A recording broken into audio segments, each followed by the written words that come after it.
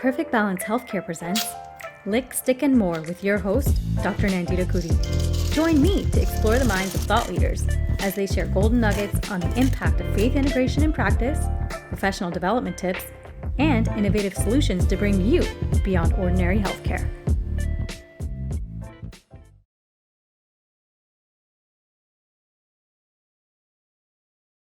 Hey, what's up, y'all? I am honored to present to you today former Jets player and CFL player in the NFL, CFL, the Mr. Reggie Grant. Thank you for joining us today. We have you on today to share with us a little bit about what it means to have a winner's mindset and to talk a little bit about what's going on with you. Well, I'm just so excited and privileged to be here with you tonight. It's an honor to be on your show, and just glad to be able to add a little value. So many people have added value in my life, and I'm just available to be a reservoir of information for anybody that wants access. Absolutely. Who do you think has been like your best mentor? Who is like that one person that pops into your mind that you could say, you know what, if it wasn't for this one, there would have not been any the Mr. Reggie Grant. Well, I was very fortunate to have some parents that were dynamic people to understand that education is the key. I still believe that intellectual property thoughts are our most valuable commodity. It has always been, and it continues to be, and it's magnified now with this new technology infused and embedded, and in everything is technology. And it all stems around intellectual property, which is basically thoughts, right? Take your thoughts and make them into action, and you will have success in life. For me, my mother and father were my role models, and continue to be the shining lights at my end of my tunnel. And my father taught me work ethic. My mother taught me to be nice to all people, and it just served me well. My brother's birthday is today, so I called him and said, "Mom's birthday, she'll be 82, is on Wednesday," and I've just been a blessed person. I've had a great family foundation and people that gave me an opportunity to learn from them and to elevate myself. Man, look at you glorifying God all up in here at the beginning of the podcast, talking about love thy mother and father. I'm so proud of you. God is good. My youngest daughters are Rachel and Naomi from the Bible. So it is what it is. If you don't understand where you come from and there are things bigger than you, then that's why you don't have quality of life and comfort and success and just, feeling good about who you are and where you come from. And we all come from somewhere bigger than us, and we are all impacted by more than just ourselves. So, right. Yes, so we have the ability to make a difference, and we have the opportunity to do great things, and we have choice. But God has given us the opportunity to be here. Absolutely. So obviously, I'm a Pats fan. It took a lot of courage for me to get on here with a Jet now. I got people asking me questions about my faith. It's all good. Now, I have Michael Haynes. We work with him. We've won the all-time greats from the Pats and played for the Raiders, of course, but the Hall of Famer. And one of my teammates in college is Russ Francis, a Patriots tight end. And yeah, well, we won't hold that against you. Not all about coexistence, man. All about us fellowshipping together as one, right? So being a Trini, we're big on unity. So that's just in my blood, So, but tell me, what does it mean to have a winner's mindset? I know it really allowed you to do a lot in your career as a football player, but to carry on beyond your career as well, to keep winning. And that's something I kind of wanted to dig into today, is to talk a little bit about, I know you got some great initiatives going on. You established the Grant Language Academy. Why don't you tell us a little bit about that and what that is? Well, I was an English teacher for 17 years, and I was empowered every time I went to a classroom. We had the opportunity to work with young people and work in urban environments, work with international students from around the world. And it just empowers you to empower somebody else. So the Grant Language Academy started that, working with international students from French Jewish kids from Paris, France initially. And, we just want to make a positive impact. So I teach a class at Boston College in the summer, a sports management class. Of course, last summer it was virtual. And we do some other things at Grant Language Academy. We just want to impact people in a positive way, empower them with the tools, academic skill sets they need to be successful, be competitive in life. And, that's what we're all about, empowering other people and trying to keep ourselves around people that empower us. That's so awesome. So you were born in Georgia, am I right? Atlanta, Georgia, you did your research. You were born in the A. You were in Atlanta, chicken and waffles. Yeah, that's right. Mom and Dad moved to Seattle, Washington to give the three of us opportunities. So, Man, so again, so grateful you were they in did. Georgia, then you ended up in Oregon for college. How did you go cross country? Like, what allowed you or possessed you to do that? Was there like a woman you were chasing, or what happened? How did you end up over there? No. My parents actually moved from Atlanta to Seattle to give my brother, my sister, and I opportunities. And Oregon was far enough away from home to be away from home, but close enough to get home to see Mom. And so that's how I ended up at Oregon. So again, my parents were phenomenal people and taught me work ethic and the importance of education. And we were able to turn that into opportunity. And that's, it's about working, there's no shortcoming. My tie today is the only place success comes before work is in the dictionary. We can't see it. Let's see it one more time. It says the only place work comes before success is in the dictionary. That's right. Lombardi. There we go. So tell me, you went from Oregon, then you went back to the East Coast to play for the Jets, right? And then now you're right below me in Cali. Well, I was playing as a rookie. We played San Diego. We flew in over Mission Bay in San Diego, and I said, it's cold in New York. I need to be in Southern California. As soon as I got the opportunity, I planted myself down here in Southern California, haven't left since.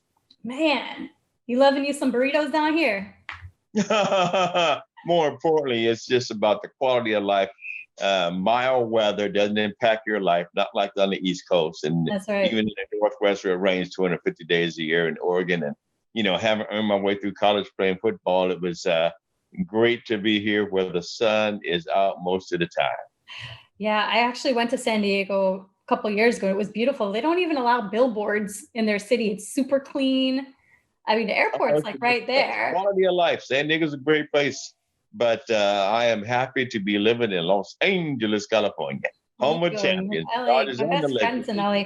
So tell us a little bit about ESI. You got esports instruction and why every health entrepreneur should be checking it out. Well, ESI is division of esportsinstruction.com, which was founded in 2000. Under that, we have ESI Pitch, Athletes, Tech, and Business. Our next event is April 22nd.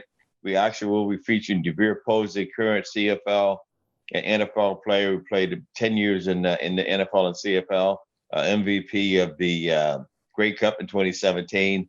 And he is actually has a new tech company he started. So we feature athletes and founders and connect them with investors, and we coach and mentor them and work with them to facilitate stuff. So ESI Pitch, Athletes, Tech, and Business, and that's esipitch.com. Our next event, again, is April 22nd, 10 a.m. in the morning on a Thursday. And again, we're about empowering people and facilitating the process, positioning our guys to be able to connect with other people and to do things and be in front of founders and investors and create a business networking environment that's about elevating people and creating opportunities for the underserved communities to get exposed to what's happening in the world and take advantage of our intellectual property. Yeah, so I'm just curious. I wanted to know a little bit about your views on competition. I know that being a part of the NFL is no joke. Getting in to even be considered is a privilege, And so tell me a little bit about your views on competition.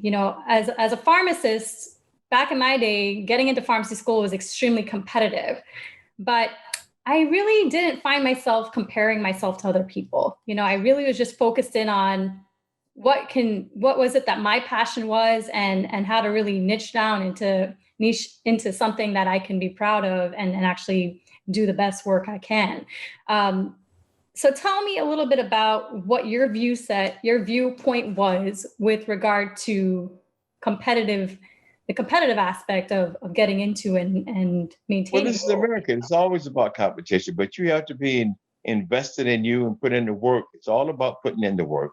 And I never worried about what other people did or who they were. I just did my best to put in the work so that when I was competing against other people for those positions, whether it be when I was the Jets, I was the fourth or five defensive backs drafted. there were 17 defensive backs in camp, 12 corners and 5 safeties. They kept 3 of the 5 safeties and 3 of the 12 corners. So competition, I'm not afraid of it.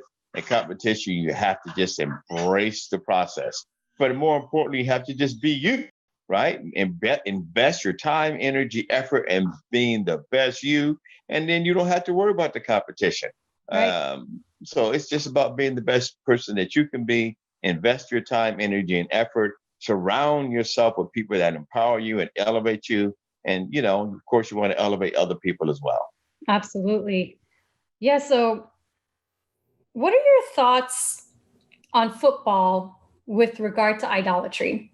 There's people out there on every Sunday, they know every statistic, they study, if they knew God the way that they knew some of these players, the world would be a better place. Do you feel like there's a fine line between idolatry and being a football fan? Well, again, everything you have to is balance. Football is okay, basketball is okay, other things in life are wonderful, whatever it is you enjoy doing, but you have to have balance, right? We know that NFL owns Sunday now. It has impacted churches and people participating in the church environment and doing all those kinds of things. But more importantly, you have to have a foundation, right? Absolutely. And God should be first in your life and family and or whatever, however you see things. But that's my perspective.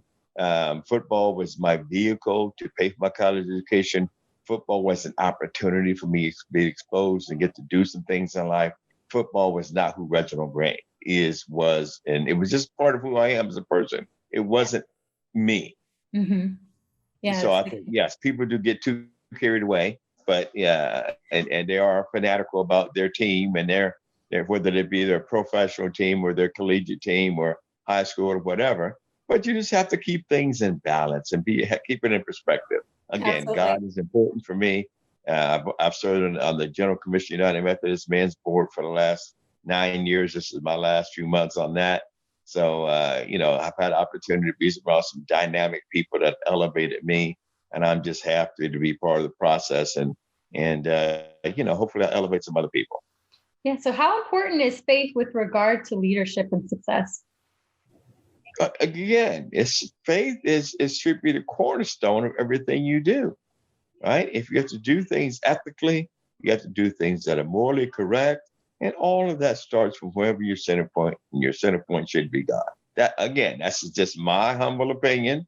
I am just, Reginald Grant, and I just, feel that the best leaders are the ones that understand and value everyone around them, that allow them to be whoever they are, that embrace people and elevate people. I try to keep people out of my life that don't elevate me in some way, shape, form, or fashion. And that could be just as simple as they have a positive mindset and attitude, and they're trying to improve themselves. That's an elevation in and of itself. That's why when I was a teacher, it was so elevating all the time to be empowered by people to, with the young kids. I learned every day when I was with those kids. So rewarding. Working with children is so rewarding. I know you got some of your own little Yes, I have 2 daughters, 28, 17, 15. Of course, still eat me out of house at home, but it's all good. How do you have any money left? I have one daughter and I'm broke already, and she's only one. Okay. It gets worse. And then they start having their own thoughts and opinions too, right? You want to teach them to be independent, and then they say, why are you asking me that? I want to know, what would you recommend for a new believer? What allowed you to start your walk with Jesus? Well, again, we all have trials and tribulations, and being a believer, you're going to have tribulations just like everyone else. The only difference is you should be grounded in the fact that he's there for you all the time. He should be the rock in terms of your foundation for everything that you do, understanding that no matter what challenges you have, you just put in the work, believe in God, try to improve your relationship with God on a daily basis, and everything will be able to, you'll be able to deal with anything in that life throws at you. Absolutely. Can you tell me, who is this guy on the screen? You must be showing a young and macho me when I still had hair. When I could run fast and jump high, all the good old days. So what would you want to tell the man in that picture? What would you tell him that you wish he knew back then that you know now? Oh, and again, life is a series we are the sum of our experiences, right? So, I just save more money. Well, tell us, how can people get in touch with you? How can they reach out and find more information about what you're doing? Oh, simple. Reginald Grant, ReginaldGrant.com, or Google me. I'm there. There are hundreds of, thousands of Reginald Grants in the world, but I position myself. I own that space. I've written a couple of books, 8 or 10 books. One of them was Managing Your Brand. You can pimp me, but you must pay me. And one of my guys said, that's harsh, but it was the people that understand that you have value. Value yourself, elevate yourself, position yourself to win. You don't have to denigrate or beat down anybody else. You just have to elevate yourself, and that will, elevate the people around you. So that's something my family taught me, and I try to carry that and be a positive light for other people. Again, Reginald Grant, ReginaldGrant.com. Thank you so much, Mr. Grant, for joining us and sharing your wisdom with us today.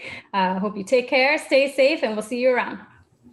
It's been an honor and a privilege. Thank you so very much, and God bless you all. Take care. Bye-bye. My pleasure. Thank you for listening to this episode of Lipstick and More. Subscribe and follow us on YouTube and all the social media sites at Perfect Balance Healthcare, or visit us anytime at pbh.life.